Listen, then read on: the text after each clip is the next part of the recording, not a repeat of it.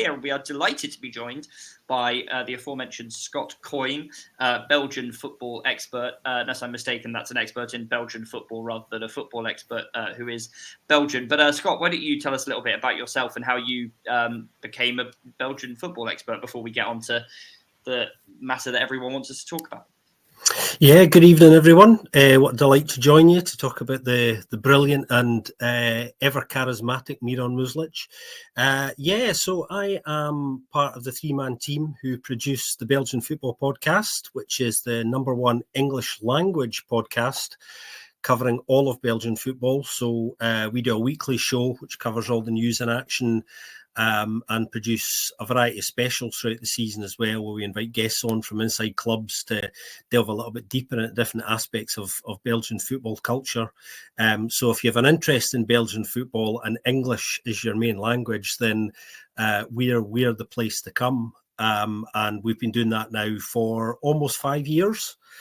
And it's just kind of exploded for us. We're the only ones covering Belgian football in any degree of kind of depth from an independent point of view, because we're not one club specific. We're interested in everybody and everything. So you'll learn a lot about Belgian football very quickly with our podcast. So yeah, I'm one of the three-man team behind that, and exploding allowed me to set up my own Belgian football consultancy. So I do a little bit of work for players and agents and clubs from time to time as well. Done it again. I'm not used to hosting, but I'm now off mute. Yeah, great. So obviously we have hired Miron Muslic. This was an appointment that came out of the blue. I'm not sure how closely you were following Plymouth Argyle Twitter on Friday, but everybody was extremely convinced that Steven Schumacher was coming back, who is not Belgian, despite his name sounding like it plausibly could be, I guess, much more German than that. But his name had been mentioned. I think Fabrizio Romano had already tweeted about him being a strong contender. But when we started our managerial search after Rooney was or parted ways with the club, he was not someone who was, I think it's fair to say, on anyone's radar among our fan base, and maybe some who follow European football very closely indeed may have heard of him, but I would say that I certainly have not, and that's probably true of the vast majority. So what's the kind of, I guess, elevator pitch for Miron Muslic, for those who aren't familiar with him at all? What are the most important things to know about him in your view? Well, I think a lot of people were surprised when his name was mentioned. I mean, I first got some concrete news that this was very close to happening on Thursday. I spoke to Miron recently. I got to know him a little bit as well over the last few years through my work in the Belgian Football Podcast as well, and being able to spend a little bit of time with him earlier in the season with some of Cercle Bruges' European qualifiers. So I'm lucky enough to know Miron a little bit as well. So I heard that some of these whispers that he was in the mix were a little bit more than whispers on the Thursday, and then obviously it was confirmed later on the Friday evening. I think the thing with Miron is when you Google his background, which I'm sure Argyle fans started doing probably quite early on the Friday, they probably looked at this and thought, I don't really understand this. There's nothing there that's kind of getting my attention or getting me too excited. Why is his name in the mix? When you look at his background, he had a largely unremarkable playing career, which coaches. Good coaches don't necessarily make good players and vice versa. So that's not a reflection on him at all. I think he comes to Cercle back in October of 2021. He's brought to Cercle by somebody called Carlos Avina at that time. Now, Carlos Avina used to be Cercle Bruges' technical director. So he was in charge of all of the footballing operations at the club. And that summer, a few months prior to that October, Carlos met Miron at a training camp and was immediately impressed by him. Now, when I say impressed, I'm talking about his personality and his charisma. In truth, sometimes in football coaching, what's not in someone's CV, the personal details are often just as important, if not more important, than the actual CV details. And that's very much the case here. Miron's strengths and the things that have brought him, I think, to the forefront of people's minds during this recruitment process and ultimately led to him being successful and being appointed are the things that his CV can't really tell you. So just very briefly, and I'm sure we'll talk about it in more detail, he's an excellent man manager. He's particularly good at knitting together a really strong team dynamic. His media skills are very, very good. He speaks very well. He handles his media responsibilities very professionally. And as I was alluding to, he's got a lot of charisma. He's one of those people you immediately pay attention to when you walk into a room. And if you ever get the opportunity to meet him, watch out for his handshake. He's got an incredibly strong handshake, which kind of blew me away the very first time I met him. So I've been on the receiving end of experiencing that charisma and personality walking into a room, and I think that goes a long way in football because it rubs off on people, doesn't it? It rubs off on players positively, but also other people inside clubs, people who don't work necessarily on the footballing side who are just as important.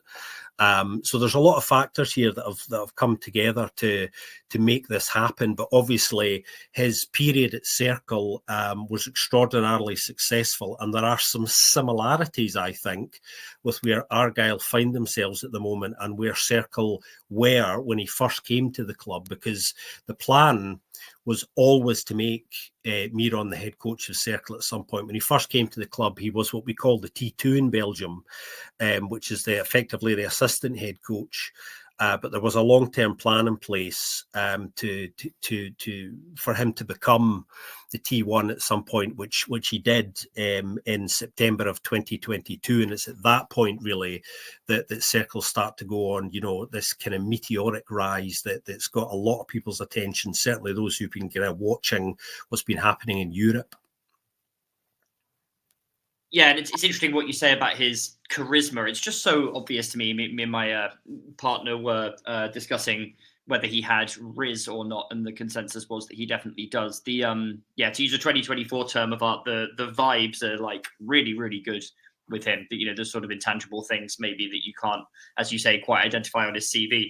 I want to talk a little bit about the style of football that he prefers. And we did a sort of a little bit of a dive into this on our podcast on Friday. So I'd encourage people to go back and rewatch or re-listen to that after this one is over if you want some more kind of data on his preferred style of football. But one thing, that I think you've seen Argyle fans saying is that they're a little bit concerned when they hear he has a direct style, because I think to a lot of English football fans that can translate as Tony Pulis ball, basically, right? Hoof, and then big striker tries to win it in the air.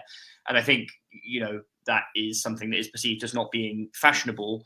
That's not my understanding of what direct means in this case, but am I wrong? I mean, how would you sort of allay those concerns about that have come up that we've heard about the sort of directness of his style? Yeah, well, I think the term direct football is generally misunderstood by kind of most football fans. I think, what English football fans might understand as direct football is kind of quite different to what would maybe be described as direct football in different places in Europe.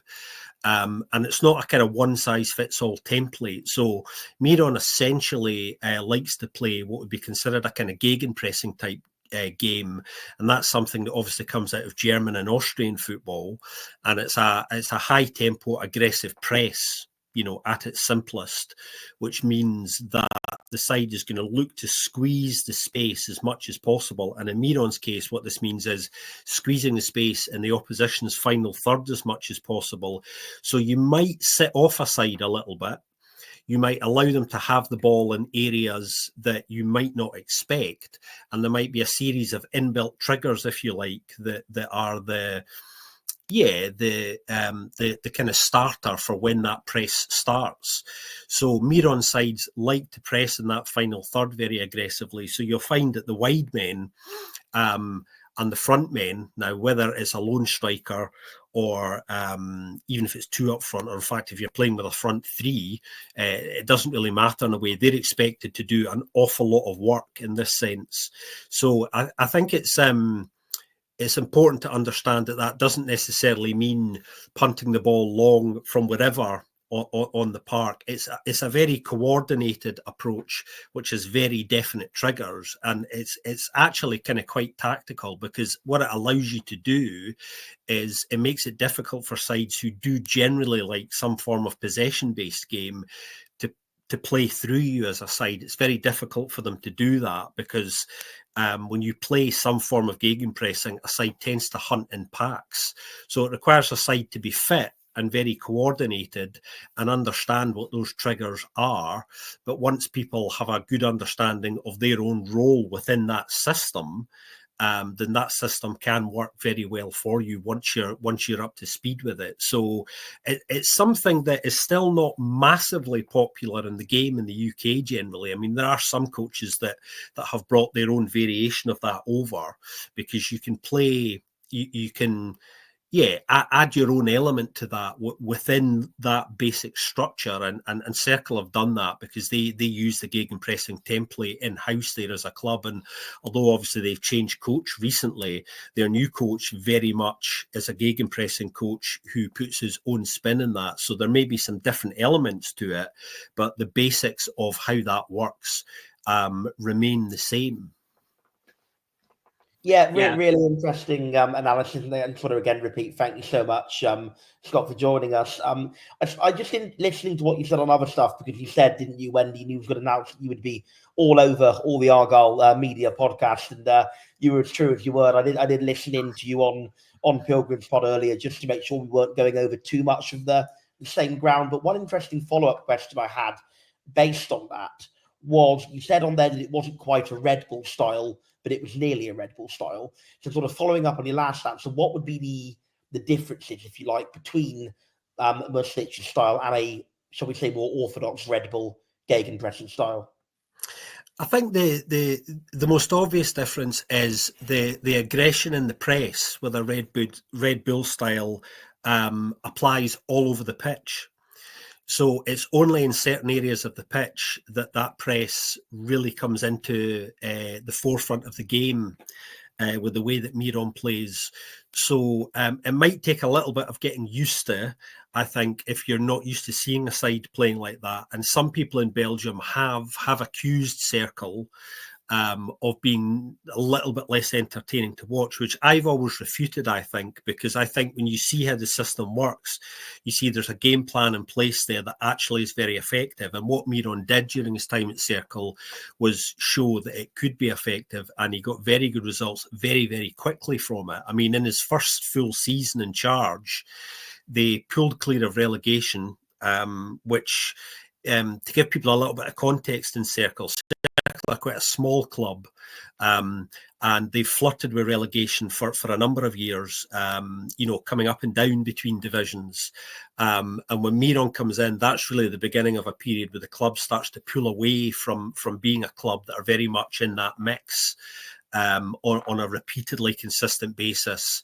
And with his work with Carlos Avina, they've made Circle a much more stable and consistent side, and one which now is not only looking to be mid-table regularly, but push for European places. And in that first full season, they narrowly missed out in European qualification.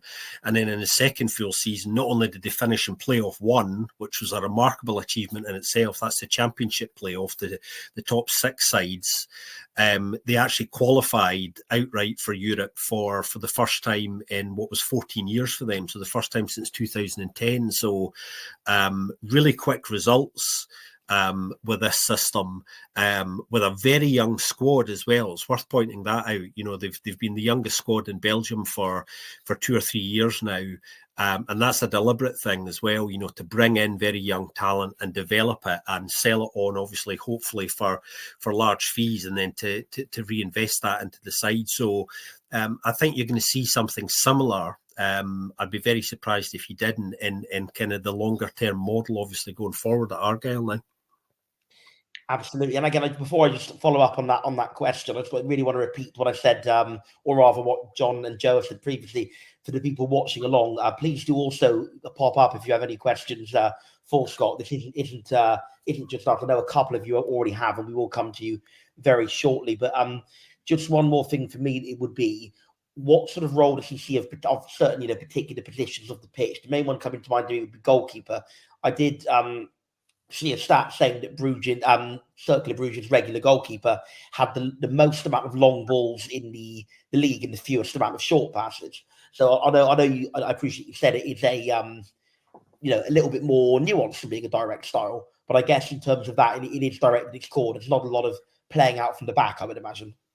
And just quickly, if I can jump in, not sure how familiar you are with our goalkeeping situation, but in the summer we signed Daniel Grimshaw from Blackpool, who is outstanding with his feet in order to pass out from the back, basically. But he has since lost his place in the side to a keeper who is a bit more of a, focus on shot stopping and command of area, and is okay at kicking long, but not necessarily going to sort of ping a raking pass into the channel or anything like that too regularly. So that's the kind of personnel that we have at the moment, just for context.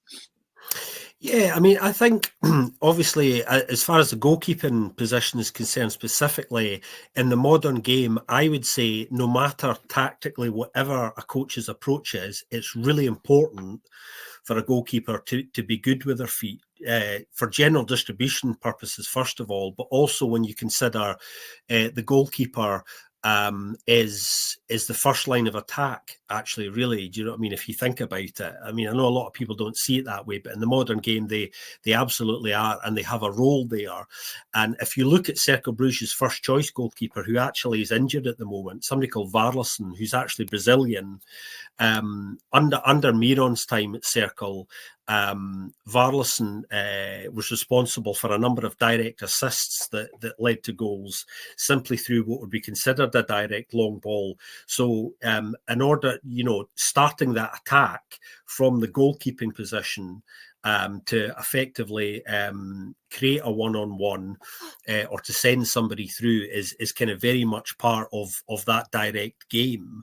I would always caution against seeing that as against a negative, because it's about, I suppose, finding those areas on the pitch where you can be most effective, most quickly. And I think a lot of people who think of English football in terms of direct football, and Tony Pulis was mentioned earlier. In some regards, Tony was a man a little bit ahead of his time. He was trying to play what would be considered, a kind of gegenpressing model before anyone really knew what it was. And without even Tony knowing what it was, I think, which is kind of quite interesting. Maybe football history will be a little bit more kinder to him in due course. We will find out. But yeah, I mean, Miron will be looking for his goalkeeper to contribute to that. So don't be surprised to see how the goalkeeper operates and how he releases the ball to change a little bit now. But fundamentally, being good with your feet, regardless, as I was saying, of how a coach plays tactically, is always important. So whether it's through playing out through the back or whether it's for looking for that free space further up the pitch in a much more quicker, direct way, and it, to me, doesn't really matter. It's about how you instruct the goalkeeper to use that distribution. And if you can get the ball to those offensive players quicker, then all the better, because you don't necessarily need to play through a side if you have the right players. No, it's very interesting, and I think probably there are 100 more questions I could ask, but I'm conscious of your time, and I know we do have a few more listener questions to head back to, so I will pass back now to John to read out a few of the listener questions that we have. Thank you, Scott. Thanks, Sam. Yes, the first question I'm going to flag up comes from Ad Cole. Question for the Belgian, that's not quite right. But anyway, do you think Muslic will take a long-term view, or could he also be a firefighter and hit the ground running? Obviously, this is a question of immediate relevance to us given our league position, but he has signed a 3.5-year deal. Obviously, we don't know how that's structured exactly, but it suggests that the club are really in trying to invest in this one for the long haul. And obviously, there is, a very good chance that we could go down this season, even if things do to some extent improve. Yeah, how do you see that one? Yeah, I mean, I think he already has a plan in place. Having spoke to Miran a little bit last night, actually, amid his post-match euphoria, he does have a plan in place for how he sees the rest of this season. The main objective, obviously, is staying in the Championship. So that's the immediate priority, to stay there. And when Miron came into Cercle Bruges, funnily enough, Cercle were in a similar situation. They were in a bit of a dogfight at that point, and their objective was to stay in the division, which they managed to do. So first of all, Miron likes a challenge. He's not afraid of a challenge, and he's not afraid of this particular challenge and all of the pressure that goes with that. So I don't think coming in to a club not knowing these players and not having perhaps some of the players or kind of tools in terms of the playing squad that you might like to have ideally is going to bother him too much at the moment. I think it's about going in there and about his man management and getting the best out of these players. I think there are some very simple things that he can do quickly, particularly with the offensive players, in order to kind of shift the playing system immediately that can get some results. I think that win last night, I think helps that first training session tomorrow morning. I think it brings people in a good mood. I think it lifts the atmosphere in the camp a little bit as well after such a long period without an away win. So I think that helps.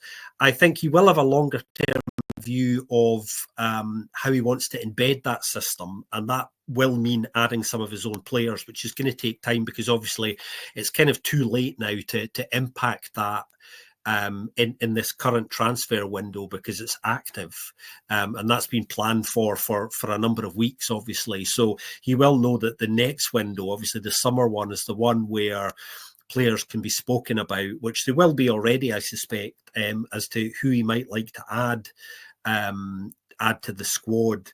But, you know, he's got sort of 20 plus games there to get to know that squad and to get a feeling for, to be blunt about it, who he fancies, who buys into the system, who he thinks is going to be able to meet those demands, and who just doesn't fit the profile tactically of where he wants to go.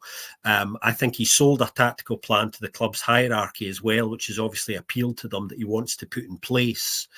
And I don't think some people would see it as a kind of uphill challenge, obviously, is going to bother him at all, because he does like a challenge and he has experience of a very similar situation. So I think that's going to stand him in good stead. Yeah. We've had very sorry. Come in on that one just Sure. just really quickly. I know I haven't spoken in the last hour. Just to repeat the message of thanks so much for coming on. This insight really is terrific. So appreciate that immensely. With it kind of links into what we're saying, but do you see him or Muslic having that ability when necessary to be adaptable? Because if we, just to provide a bit of context, we're coming off the back of something very similar happening last year when Steven Schumacher departed.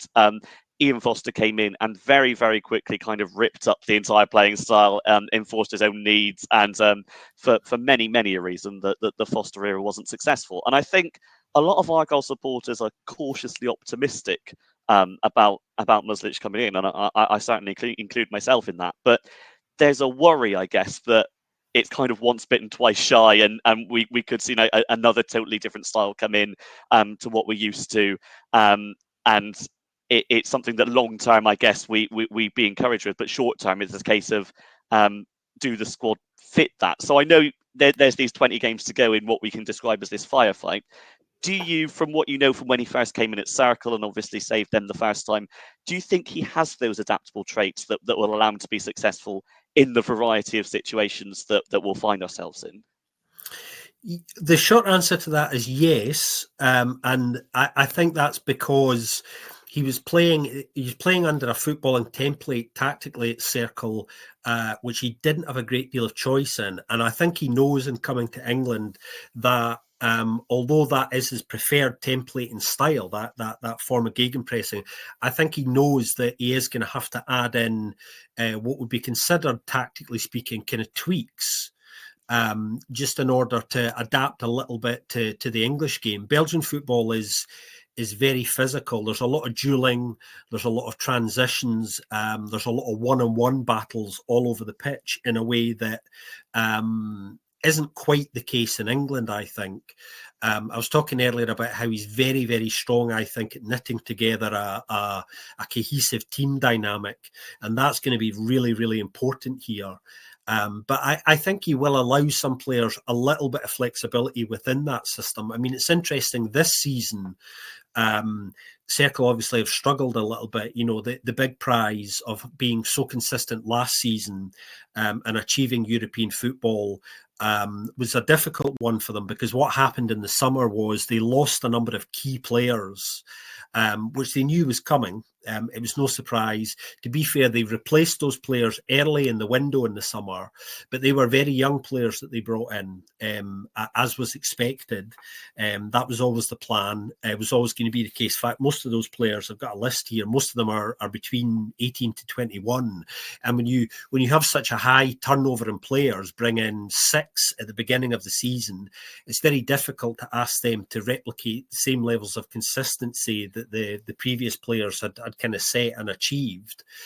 So they struggled to kind of do that, and they also struggled with the demands of playing football twice a week, European football and domestic football, because young players are much more difficult to handle in a way. Getting them to play consistently and then getting them to play consistently with the demands of domestic and European football is actually quite a big ask. So from a logistical and a kind of tactical and strategic point of view, there were a number of challenges there that Miron hadn't had to deal with before, and that explains why the kind of form suffered and it led to his kind of departure. I think he will introduce some elements that we didn't see at Cercle. I mean, earlier on this season, when I was following Cercle and out watching them playing in Europe, what I saw was there were some elements that we hadn't seen in Miron's game before. And I think that was him trying some new things, because what had been working so successfully for them up to that point wasn't working quite as well with the new players. So I think he was trying to adapt to some of their strengths as well. And because he had no say in who was coming in, essentially, that was down to the technical director, somebody called Rembert Vermant now. Carlos Savina left to go to Monaco. Little aside here, Monaco owns Cercle, by the way. Monaco are owned by the Russian billionaire Dmitry Rublev, who also owns Monaco and Cercle. And there was a change of technical director. So there was a little bit of tension in the relationship there at Cercle, because the new players coming in, I think, weren't always necessarily to Miron's liking, and it was difficult to replicate the kind of previous success despite his best efforts. So I think you will see him being a little bit more creative, because more sides in the Championship than in the Belgian top flight, more games in a league season as well, slightly more. So I think he's going to come up against a greater variety of tactical styles as well. And that means you need a few more tricks in the box. So I don't doubt that we will see Miron's own coaching style develop a little bit here as well, because the demands of the English game are going to mean he's going to need to do that. And I think working with some of the staff there, rather than bringing his entire backroom staff of his own in, I think is going to be very useful for him, and is a good indication of how open-minded he is as a coach as well.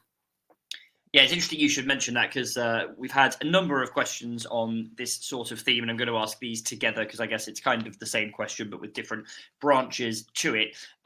Richard Sloman asks, is there a player or two Muslic might bring with him? We've had variations of this question that refer, I think, specifically to Cercle Brugge players, but also players just from the Belgian league more generally, or players that he might be known to like. That's one question. And then you mentioned his backroom staff. Tom Clark says he had 2 English coaches in the Cercle Brugge setup. Do you know who they are, and is it likely they will come to Argyle MS? Beyond the sort of specifics of those individuals, I guess the broader question that's also been posed a few times is, can we expect his backroom staff to follow him? Obviously, we have Kevin Nanskeville at Argyle, who's part of the furniture and comes with the club, but we have had a lot of turnover in the coaching staff. I don't think any other coaches from the Rooney era are still around. We're also missing a director of football at the moment, we're led to believe, although that's not yet been officially confirmed by the club. What's the picture on those sort of personnel fronts, both playing and coaching? I think, Miron, I know the plan is to be quite open-minded about this. I mean, it's still something that's being discussed. Miron didn't come into this with a big shopping list of demands in terms of what he wanted in terms of his coaching staff. So I think he's going to be happy to have a number of people there who know the club very well, for obvious reasons, and know English football a little bit more intimately than Miron does. It's always useful to have that effective go-between there. I think there are a couple of names to watch out for. Whether they're able to follow Miron to Devon or not will depend on a number of factors. There is somebody called Jimmy de Wolf. That is his real name. That isn't a nickname. Who's been at Circle for a very, very long time. Who in fact isn't English, but speaks very good English. Who worked very closely with Miron. Is still at Circle. There may be a conversation around Jimmy, and there is another coach who isn't English, who English football fans may know quite well actually. Somebody called Radi Jaidi, very well known for his time at Bolton. He's spent a good period of time at Circle, working with Miron as well. Raddy left Circle a little bit earlier this season to go off and pursue some coaching opportunities of his own, and is now out of the game. Raddy is available. That will be an interesting one because obviously Raddy has a lot of knowledge of English football himself, having spent a lot of time playing and living in England as well. So there are a couple of possibilities and names to watch out for. This is quite an interesting one, I think, because Miron had quite a big backroom staff at Circle. Belgian clubs like to have quite a big infrastructure in that sense as well. There's a lot of analytical staff there as well. But he's very open-minded about that, I think.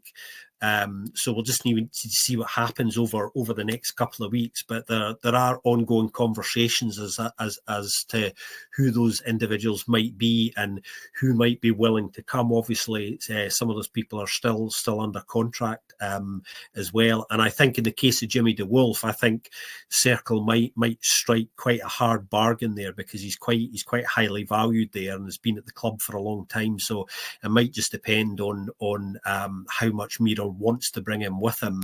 But I think it's a very positive sign for Argyle fans that Miron's very open-minded about that as well, because it means that there can be a much more kind of seamless transition as well. And I suspect that first training session tomorrow is going to be quite a fun one for the players once they get those firm handshakes that I was alluding to a little bit earlier on and exposed to that charisma. Yeah, just quickly, Sam has a party trick, which is if you name a date, he can say what the closest Argyle game to it was this millennium. Sam, to reverse the question a bit, what date did Brady Jaidi score the winning goal at Home Park, and for what football club? 4th of November 2006 for Birmingham City in a 1-0 defeat in which Argyle were very, very dominant, and he scored from, I think, a corner kick. It was it was a thumping header. I was there. I remember it well. And maybe we can get him into the back line because we're missing a couple of defenders. Yeah, I guess that was a defender for sure. That was the other part of the question. Then, playing personnel. Are there any players you would be unsurprised to see on his radar? Obviously, we should clarify that Argyle's recruitment is, we're led to believe, at least heavily driven by existing staff, and obviously there are players already coming in despite the managerial uncertainty. So I don't know exactly to what extent he'll have a say over transfers, but I imagine he will have some input, and if he does, who might we expect? Well, I think there'll be discussions obviously ongoing around that. What I don't know myself, actually, even having spoken to Miron last night, was that I don't know the extent to which he's going to have any input yet onto that on a longer term basis. Often when there's obviously a technical director of football in place, usually the case is that they handle all of that. So although a coach will be involved in those discussions, they have effectively very little say in the final decision-making process around that. Their job is solely to concentrate on the coaching. They're given the raw ingredients, if you like, and it's their job to get the best out of that. That will probably be the case here, I would imagine, as well, because it's very much a European model that works very well in Europe, that always has done, but is starting to filter down into the English game much more effectively now. There are a couple of players at Circle who were very important to Miron, who are still there, who are still performing at a good level, and aren't part of the new intake over the last sort of 6 months or so. And that are club captain, somebody called Thibaut Summers, quite a young player, very important, spent his entire career at Circle. Really reliable player, can play in a number of positions, is very flexible, really stabilising figure within that camp as well, a bit of a leader, very shy off the pitch, but very strong communicator and effective on it. He is somebody I think Miron probably would quite like to bring to Argyle. We'll see whether that's possible for him. And another player still at Circle who I think has been very important and I think would be quite good in the English game because of his physicality is centre-half Christian Ravic. He's another name that I think could come into the mix as well. Whether either of those players get fast-tracked and they pursue any options there, we'll just need to kind of wait and see. But I think Miron will already have identified the profiles of the type of players that longer term he wants the club to kind of focus on. So I'm sure certain positions will have been discussed because they're the ones that will have to be right if his system is going to embed and be successful at Argyle. So if you get them right, you will get an opportunity, I think, to build something kind of quite special.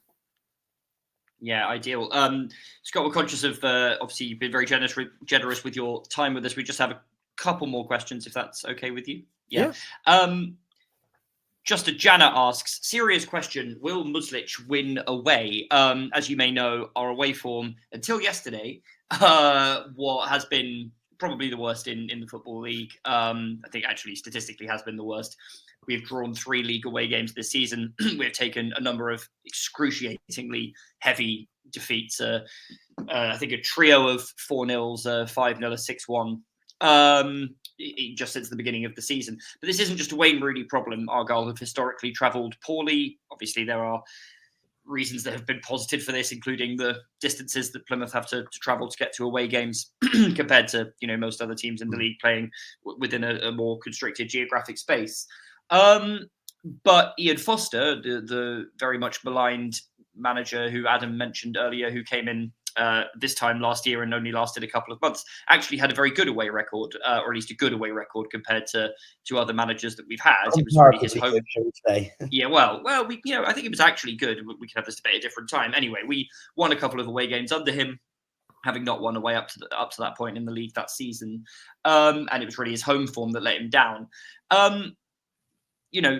Obviously don't have a crystal ball and we can't say for sure what will happen, but is there a realistic prospect that the way he plays or something about his managerial record or philosophy indicates to you that we might be able to see some more success on the road than we've had so far?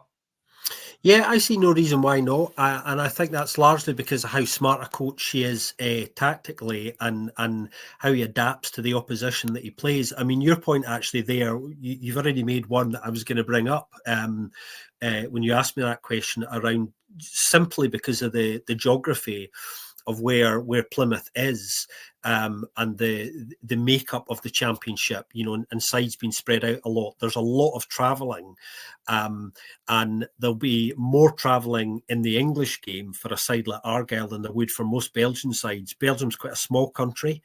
It's quite easy to get around and that means that the travelling demands for a side like Cercle Bruges aren't quite as difficult as they will be for a side like Argyle.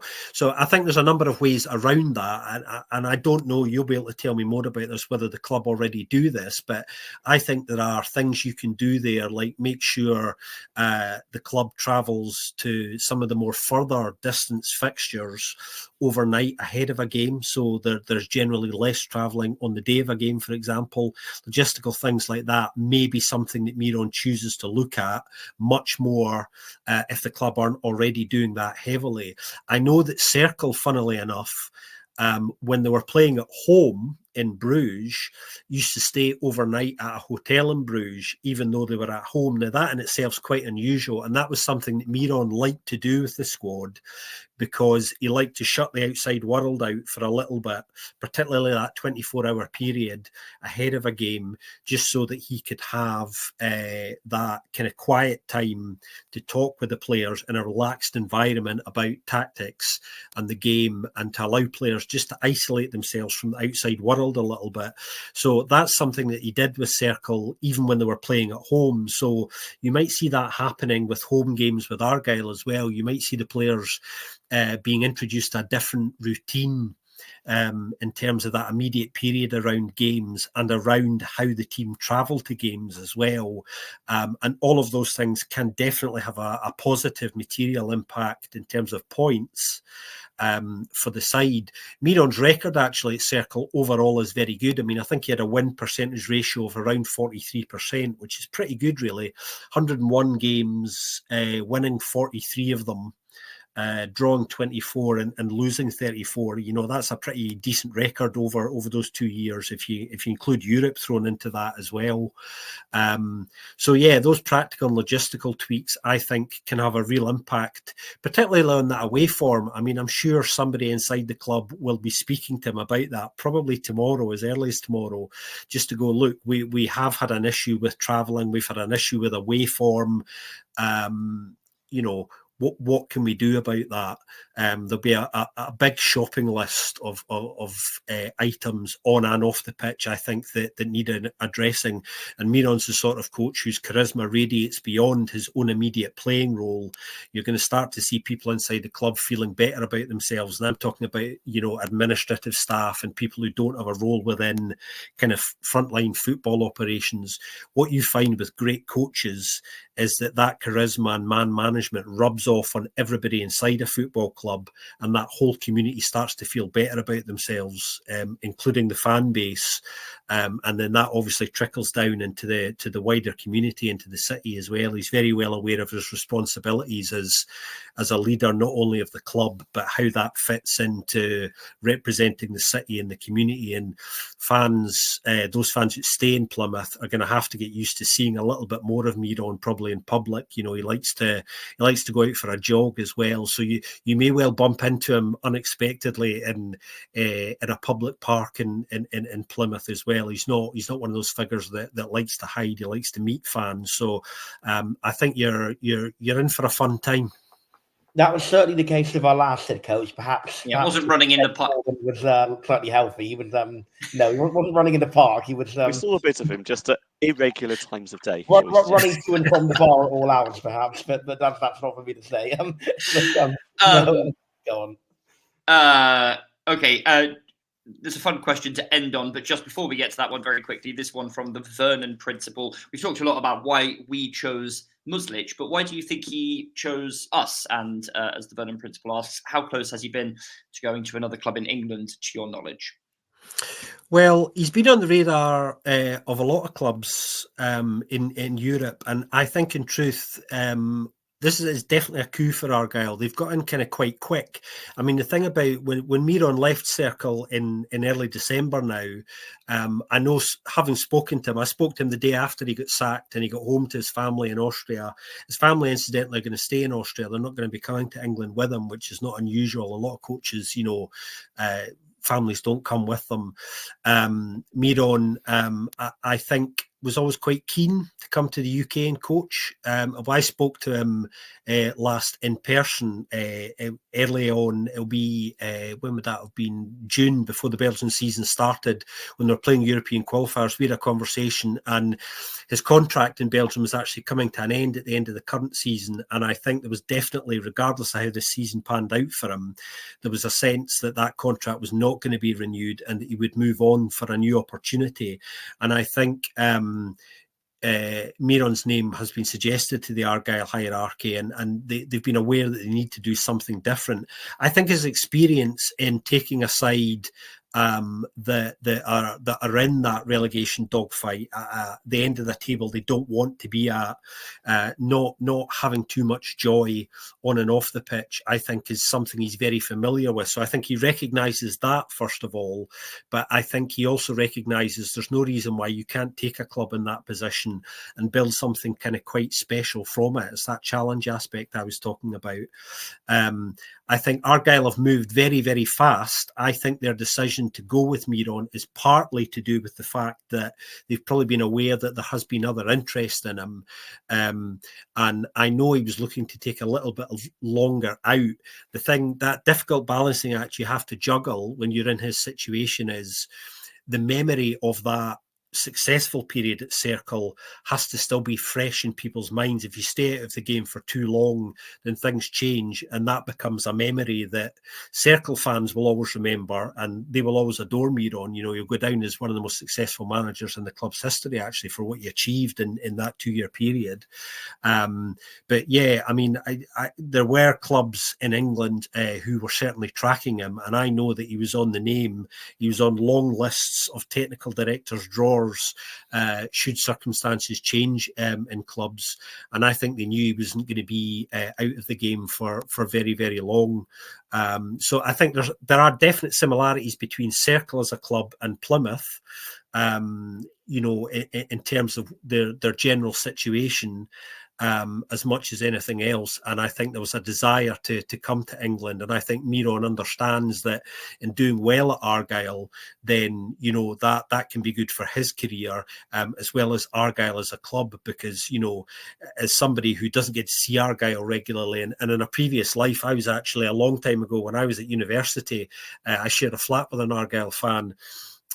So yeah, I do know a little bit about the club, and they absolutely are, without a shadow of a doubt, a sleeping giant. And talking to somebody the other day who is actually a Reading fan, who I know very well, did say to me that he thought Argyle fans were the best fans in the world. I kid you not. I'll just put that out there while I'm with you.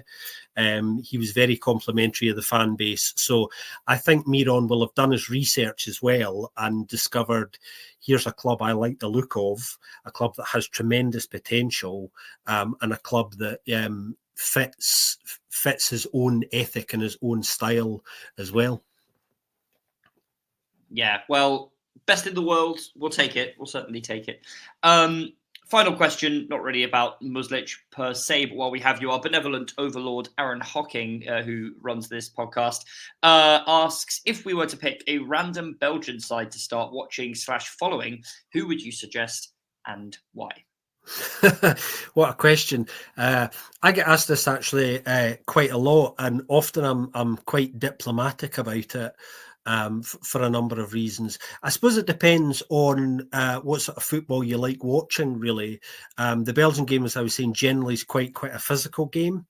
There are a number of sides, I think, that are good watches, one of which some English football fans might be a little bit aware of because of their own rise in recent years, and that's a club called Union Saint-Gilloise, who over the last few years have gone quite close to winning the Belgian title. And are really good to watch. They play a good passing, attacking game of football, really entertaining club, really great fan base, really interesting club, rich history. Circle have always been a good side to watch. I think they're on a journey at the moment that is worth checking out. And another one I would personally throw into the mix, Mechelen.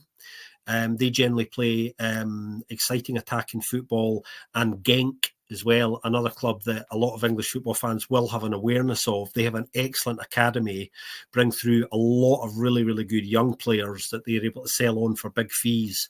They play a really good offensive football as well. So they're always a good watch. So there you go. There's 3 or 4. That's almost a quarter of the league worth checking out. And we've had a couple of people in the comments noting that we actually signed Matti Soranola, our right back from Union Saint-Gilloise. I think That's right. Yeah. was out of contract, Sam, when we signed him. I'm not sure if he was actually technically No, there or not. I think. Or did we sign him from them?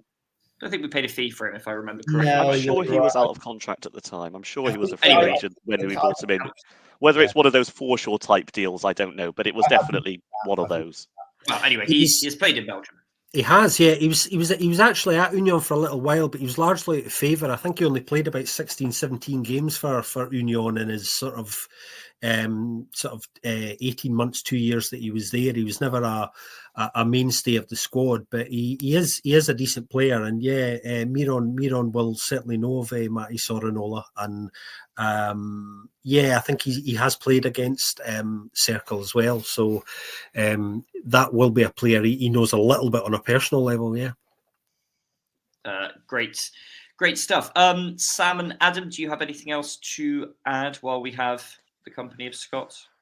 No, I think we've taken enough of Scott's time. But the one question that I was going to have, actually, I think, Scott, you've already answered when I was considering, is this a coup for Argyle or is this a coup for Muslic? And I think the message I'm getting that is very encouraging for us. So again, I will echo that appreciation that's been there. I really, really appreciate you giving what now 50 minutes at least of your time to us. I feel like we could carry on this discussion and have great fun for 3 hours, but I assume you've got places to be, so we'll let you know on that. I will just flash up one. Sorry, that's not the right one. One more quick final question, just on the Soranola theme. Victor Palson, mentioned earlier in this podcast, much maligned figure for much of the season for us, but was excellent yesterday. He also, of course, signed or almost recently played for a Belgian team. Any quick insights on him? Yeah, Victor Parsons' time in Belgium, not too long ago, of course. Yeah, I mean, he was playing with, you mentioned there, Cass Eupen, another side that last season were relegated, and that squad actually was kind of dismantled at that point. Palson was one of the victims of that dismantling, I suppose. He was actually one of their better players, to be honest.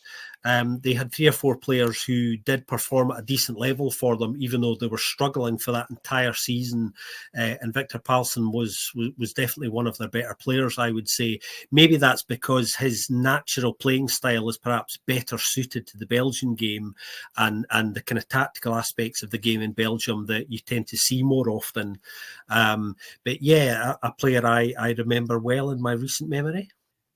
Perfect. And with that, Scott, we will let you go. We've got nearly 3,400 people watching, and they've been treated to some fantastic insights there. I think we can all agree on the Belgian League and all things Muslic. And yeah, hopefully we can keep in touch with you in the coming weeks, months, and I really hope this time years, rather than it just being a matter of months again. And yeah, track how Muslic does in the West Country. Scott, thanks so much. It's been an absolute pleasure to join you guys, and I've now got a very, very good reason to get down to Home Park for a game at some point. And when I was talking to Miron last night, one of the things he did say to me was, anytime you want tickets, you know where I am. So maybe see you down there at a game at some point. There's an FA Cup tie coming up soon that might be quite the coup. You'd be lucky. Just quickly, Scott, I don't know if you know as well, one thing that did come to mind before you do go, it's not a question, but Miron actually got the train back from London to Plymouth last night. I'm not sure if that was his idea or the club's idea, but the fans were delighted to see him. He was being absolutely mobbed for selfies. He was being offered food and drink and all sorts. And I think every fan who did meet him said he was an absolute pleasure and was more than willing to give his time for the fans. So hopefully that aspect of his, as you've alluded to, his charismatic personality will win him a lot of friends in Plymouth, hopefully. He was also a scene that I loved is the camera cut to him at the end of the game yesterday, and he's just filming the full-time reaction on his phone and sort of grinning to himself, which, I really appreciated. Scott, thanks again.